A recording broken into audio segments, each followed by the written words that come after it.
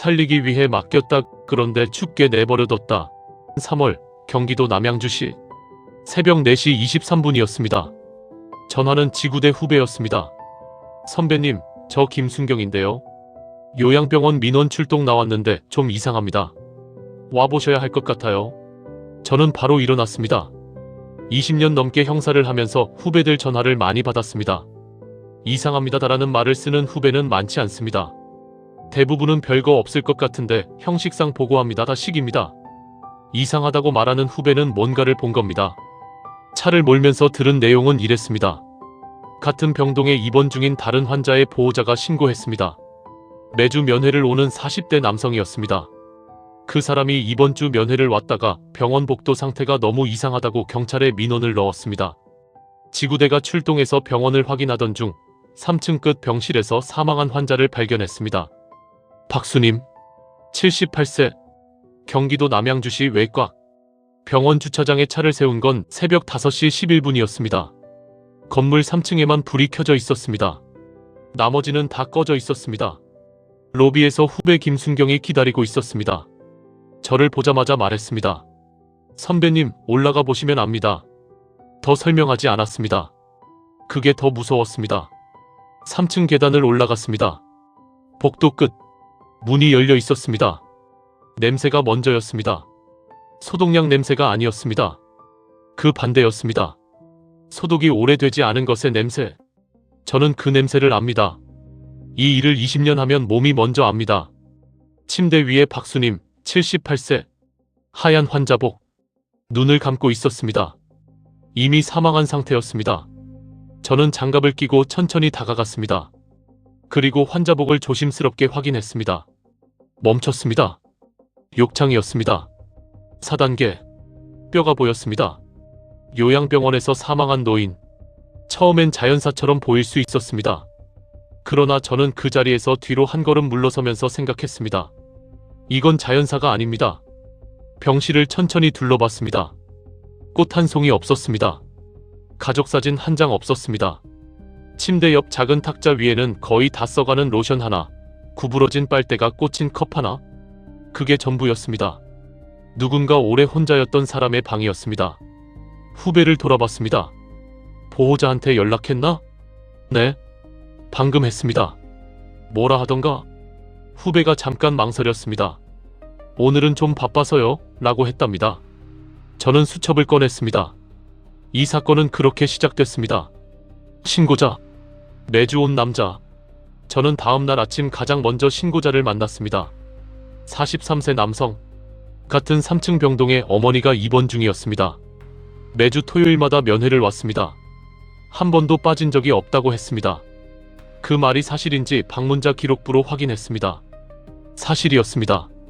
그는 말했습니다. 제가 매주 왔거든요. 근데 옆 병실 할머니는 한 번도 가족이 오는 걸 본 적이 없어요. 처음엔 그냥 그런가 보다 했는데 어느 순간부터 할머니가 복도 쪽을 계속 보고 계시는 거예요. 면회 시간마다. 그런데 아무도 안 왔어요. 그는 잠깐 멈췄습니다. 근데 이번 주에 왔더니 복도 냄새가 너무 심했어요. 그냥 지나칠 수가 없었어요. 저는 그 남자에게 감사 인사를 했습니다. 그는 고개를 저었습니다. 진작 신고했어야 했는데요. 그 말이 오래 남았습니다. 가족. 효도라는 이름의 선택. 박수님의 아들 이재호. 당시 51세. 중소 인테리어 업체 운영. 직원 4명. 아내 최선영. 대학생 자녀 2. 겉으로는 아무 문제 없는 평범한 중산층 가정이었습니다. 박수님이 치매 초기 진단을 받은 건 2019년 가을이었습니다. 이재호는 처음 6개월은 어머니를 직접 모셨다고 했습니다. 주로 아내 최선영이 돌봤습니다. 기저귀 교체, 식사 보조, 투약 관리. 최선영은 나중에 조사에서 이렇게 말했습니다. 하루 종일 붙어 있어야 했어요. 제 생활이 없어졌어요. 그 말이 거짓이라고 생각하지 않습니다. 치매 환자를 집에서 돌보는 건 실제로 사람을 소진시킵니다. 밥을 먹다가 일어나고, 자다가 일어나고, 화장실을 치우고, 또 치우고. 그게 하루 이틀이 아니라 몇 달, 몇 년이 되면 사람이 무너집니다. 가족이 지쳐서 요양병원을 선택하는 것, 그건 비난받을 일이 아닙니다. 문제는 선택 이후였습니다. 이재호가 요양병원을 알아보기 시작한 건 2020년 초였습니다. 총 5곳을 직접 방문했습니다. 통화 기록과 방문 기록으로 확인됐습니다. 그리고 마지막으로 선택한 곳이 남양주의 이 병원이었습니다. 월 입원비 210만 원. 지역 기준으로 저렴한 편이었습니다. 저는 이재호가 5곳을 돌아보면서 어떤 기준으로 최종 결정을 내렸는지 나중에 확인했습니다. 그의 수첩에는 각 병원 이름 옆에 딱 하나씩만 적혀 있었습니다. 월 비용, 시설 환경도, 간호 인력도, 식단도 없었습니다. 숫자만 있었습니다. 5줄, 5개의 숫자. 가장 작은 숫자 옆에 동그라미가 쳐져 있었습니다. 그게 박수님이 마지막으로 살게 된 곳이었습니다. 이상한 점, 방문 기록이 말하는 것. 수사를 시작하면서 가장 먼저 방문자 기록부를 요청했습니다. 박수님이 입원한 건 2020년 4월이었습니다. 입원 당시 상태는 치매 중기, 보행 가능, 식사 부분 보조 필요 수준이었습니다. 위중한 상태가 아니었습니다. 2020년 4월, 이재호 방문 2회, 최선영 방문 1회, 2020년 5월, 이재호 방문 1회, 2020년 6월, 방문 없음, 2020년 7월, 이재호 방문 1회, 2020년 8월, 방문 없음, 2020년 9월, 방문 없음, 2020년 10월, 이재호 방문 1회, 2020년 11월, 방문 없음, 2020년 12월, 방문 없음, 2021년 1월, 이재호 방문 1회, 2021년 2월, 방문 없음, 2021년 3월, 사망, 입원 후 11개월, 총 방문 6번이었습니다. 저는 그 숫자를 2번 세었습니다. 신고자 남성이 했던 말이 떠올랐습니다. 매주 왔는데 한 번도 가족을 본 적이 없다고. 그 말이 숫자로 증명됐습니다. 담당 간호사는 말했습니다. 어머니가 아드님 보고 싶다고 하실 때마다 저희가 전화를 드렸어요. 항상 바쁘다고 하셨어요. 오겠다고 하고 안 오신 적도 여러 번이에요. 어머니가 현관 쪽을 자꾸 보셨거든요. 현관 쪽을 자꾸 봤다는 말이 오래 남았습니다. 치매가 있어도 기다림이라는 감각은 남아 있습니다. 아들이 온다고 했으니 현관을 봤을 겁니다. 오늘은 오겠지 하고 또 봤을 겁니다. 그리고 아무도 오지 않는 날이 반복됐을 겁니다. 욕창이 처음 발견된 건 입원 5달째였습니다. 1단계였습니다. 병원 간호 기록에는 이렇게 적혀 있었습니다. 욕창 1단계 발견, 보호자 통보 완료. 보호자 통보 날짜 2020년 9월 14일. 그 이후 이재호의 방문 2020년 10월 단 한 번. 그 다음 방문 2021년 1월. 그 사이 욕창은 1단계에서 4단계가 됐습니다. 6개월이었습니다. 그리고 2021년 3월 박수님은 사망했습니다. 사인은 폐렴이었습니다. 욕창 감염이 전신으로 번졌고 면역이 무너진 상태에서 폐렴이 겹쳤습니다. 법의학 소견은 단 한 줄이었습니다. 장기간 방치된 정황. 장기간. 이건 며칠이 아닙니다. 몇 달입니다. 뼈가 보이는 욕창이 생기도록 아무도 보지 않았다는 뜻입니다. 병원 기록에는 매일 처치 완료라고 적혀 있었습니다. 뭘 처치했는지는 적혀 있지 않았습니다. 병원, 관리라는 말의 실체. 병원장을 만났습니다. 60 초반의 남자였습니다. 제가 들어서자마자 먼저 말을 꺼냈습니다. 저희는 최선을 다했습니다. 저는 아직 아무것도 묻지 않았습니다. 그런데 먼저 그 말을 했습니다. 저는 그냥 앉아서 기다렸습니다. 인터뷰가 끝날 때까지 그 말을 몇 번 했는지 세어봤습니다. 12번이었습니다. 평균 3분의 1번 꼴이었습니다. 병원 서류상 인력은 기준을 맞추고 있었습니다. 환자 수 대비 간호 인력 비율. 법적으로 문제 없어 보였습니다. 그런데 실제 근무 인원을 확인하니 달랐습니다. 서류에만 이름이 올라가 있고 실제로는 출근하지 않는 유령 직원이 2명이었습니다. 야간 시간대 실질 간호 인력은 환자 22명에 단 1명이었습니다. 복도 CCTV 영상을 분석했습니다. 새벽 1시부터 6시까지 5시간 동안 박수님이 있던 3층 끝 복도를 지나간 직원은 3번이었습니다. 평균 1시간 40분에 1번. 그나마도 복도를 스쳐 지나가는 장면이었습니다. 병실 안으로 들어간 횟수는 단 1번이었습니다. 욕창은 관리가 전부입니다. 2시간마다 자세를 바꿔줘야 하고 상처를 소독하고 영양을 공급해야 합니다. 그렇게만 해도 악화를 막을 수 있습니다.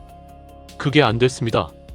몇 달 동안 저는 병원장에게 CCTV 캡처 사진과 근무 기록을 나란히 내밀었습니다. 그는 잠깐 사진을 내려다봤습니다. 직원들이 최선을 다했을 겁니다. 13번째였습니다. 저는 수첩을 덮었습니다. 돈, 이해관계의 구조, 금융 기록을 들여다봤습니다. 박순인 명의 보험 3건, 장기요양 실손보험 1, 사망보험 2, 수익자는 전부 이재호였습니다. 사망 시 총 수령 가능 금액 약 1억 1천만 원이었습니다. 이것만으로는 이상하지 않습니다. 부모 보험에 자녀가 수익자로 등록된 건 흔한 일입니다. 그런데 이재호의 사업체 자금 흐름을 동시에 확인했을 때 그림이 달라졌습니다. 2020년 하반기 코로나 여파로 인테리어 수주가 절반으로 줄었습니다. 직원 급여가 2달 밀렸습니다. 카드 연체, 소액 대출 여러 건, 채권 추심 연락이 들어오기 시작한 건 2020년 9월이었습니다. 2020년 9월 욕창 1단계 통보를 받은 바로 그 달이었습니다. 저는 2개의 타임라인을 나란히 놓고 오래 들여다봤습니다. 욕창 통보, 경제적 압박, 방문 중단, 상태 악화, 사망, 선이 그어졌습니다. 흐릿하지만 분명히 존재하는 선이었습니다. 이재호가 어머니의 욕창 통보를 받은 날 어떤 생각을 했는지 저는 알 수 없습니다. 빨리 나으시길 바랐을 수도 있습니다. 아니면 다른 생각을 했을 수도 있습니다. 그 생각이 어느 쪽이었는지를 증명하는 게 이 사건의 핵심이었고, 동시에 이 사건이 끝내 완전히 해결되지 못한 이유였습니다. 전환, 병원과 가족 사이, 이재호와 병원장의 통화 기록을 확인했습니다. 단순한 진료 상담 수준이 아니었습니다. 입원 이후로도 주기적인 연락이 있었습니다. 어머니 상태가 급격히 나빠진 시기에 오히려 통화 횟수가 늘었습니다. 내용은 확인할 수 없었습니다. 법적 한계였습니다. 그런데 병원 내부 직원 한 명이 자발적으로 저를 찾아왔습니다. 20대 초반의 간호조무사였습니다. 그는 제 앞에 앉아서 한동안 말을 못했습니다. 그러다가 천천히 입을 열었습니다. 원장님이 몇몇 환자들 얘기하면서 조용히 있으면 된다고 했어요. 뭔가 더 해드리지 않아도 된다고. 직접적인 말은 아니었는데 분위기가 그랬어요. 저도 이상하다고 생각했는데 말을 못했어요. 그는 마지막에 이렇게 말했습니다. 그 할머니가 현관 쪽 보시는 거 저도 봤거든요. 매번 저는 진술서를 받았습니다. 조용히 있으면 된다. 병원 입장에서 생각해봤습니다. 상태가 악화된 환자를 적극적으로 치료하면 비용이 올라갑니다. 상급 병원으로 전원을 시키면 입원비 수입이 끊깁니다. 그냥 두면 됩니다. 가족 입장에서도 생각해봤습니다. 어머니가 오래 살수록 입원비 지출이 계속됩니다. 보험금은 사망해야 나옵니다. 오지 않으면 됩니다. 두 방향의 이해관계가 정확히 한 사람을 향하고 있었습니다. 박수님이었습니다. 명시적인 합의는 없었을 겁니다. 아마 아무 말도 오가지 않았을 겁니다. 그냥 병원은 조용히 있었고 가족은 오지 않았습니다. 그것만으로 충분했습니다. 그게 가장 무서운 부분이었습니다. 반전, 의도된 방치, 직접적인 증거는 없었습니다. 이재호가 병원에 전화해서 어떤 지시를 내렸다는 기록은 없었습니다. 병원이 이재호에게 어떤 약속을 했다는 문서도 없었습니다. 공모를 입증할 명시적 증거가 없었습니다. 그러나 저는 이 사건을 수사하면서 처음으로 이런 생각을 했습니다. 가장 무서운 범죄는 흔적이 없다는 것. 손을 대지 않았습니다. 독을 쓰지 않았습니다. 누구도 직접 해를 끼치지 않았습니다. 단지 아무것도 하지 않았습니다. 오지 않았습니다. 보지 않았습니다. 모른 척했습니다. 그것만으로 사람이 죽었습니다. 이재호 조사는 사흘째 되던 날 이루어졌습니다. 저는 테이블 위에 아무것도 올려놓지 않고 그냥 앉아서 기다렸습니다. 그가 들어와 앉았습니다. 저는 딱 하나만 물었습니다. 마지막으로 어머니 얼굴 보신 게 언제입니까? 그는 잠깐 생각하는 척했습니다. 1월이요? 1월에 갔습니다. 어떠셨습니까? 그때 어머니가 많이 안 좋아 보이셨어요. 그래서요? 바빴습니다. 전문가한테 맡겨놨으니 괜찮을 줄 알았습니다. 목소리는 흔들리지 않았습니다. 눈도 흔들리지 않았습니다. 저는 그 눈을 봤습니다. 진짜 슬픈 사람의 눈은 어딘가 초점이 흐트러집니다. 뭔가를 잃어버린 사람의 눈은 비어 있습니다. 이재호의 눈은 달랐습니다. 또렷했습니다. 계산하고 있었습니다. 지금 이 상황에서 자신이 어디쯤 서 있는지를 정확히 파악하고 있는 사람의 눈이었습니다. 저는 그게 20년 경력으로 읽은 것인지 아니면 그냥 제 선입견이었는지 지금도 확신하지 못합니다. 그래서 더 오래 남습니다. 결말, 책임의 경계. 병원장은 업무상 과실치사와 허위 서류 작성 혐의로 기소됐습니다. 유령 직원, 부실 관리 기록, 허위 처치 기록 전부 입증됐습니다. 벌금형과 면허 정지. 병원은 폐업했습니다. 이재호는 불기소 처분을 받았습니다. 증거 불충분, 방문을 안 한 것, 연락을 미룬 것, 욕창 통보 이후에도 움직이지 않은 것, 이것들이 법적 고의를 구성한다는 걸 입증하지 못했습니다. 그는 사망보험금을 수령했습니다. 저는 이 사건 기록을 닫으면서 신고자 남성의 말이 자꾸 떠올랐습니다. 진작 신고했어야 했는데요. 그 사람은 지금도 그 병원 같은 층에 어머니를 모시고 있습니다. 매주 토요일마다 옵니다. 아마 지금도 오고 있을 겁니다. 그리고 박수님이 있던 3층 끝 병실. 그 방은 지금 다른 누군가가 쓰고 있을 겁니다. 창문도 없는 그 방에서 또 누군가 현관 쪽을 바라보고 있을지도 모릅니다. 치매가 있어도 기다림이라는 감각은 남아 있습니다. 기다리던 사람이 끝내 오지 않으면 그건 죽는 것보다 먼저 무너지는 일입니다. 법이 닿지 않는 자리가 있습니다. 손을 대지 않아도 오지 않는 것만으로도 누군가의 마지막을 앞당길 수 있습니다. 그게 범죄인지 아닌지는 법이 판단합니다. 그게 옳은지 아닌지는 우리가 판단해야 합니다. 이재호는 지금도 어딘가에서 살고 있습니다. 어버이날에도. 그게 이 사건이 저한테 남긴 마지막 문장입니다. 이 선택 정말 다른 방법은 없었을까요? 본 스토리는 실제 발생한 여러 사건 유형을 참고하여 재구성한 창작물입니다. 특정 실존 인물 및 사건과 직접적인 관련이 없으며 등장인물의 이름 지역 직업은 모두 허구입니다.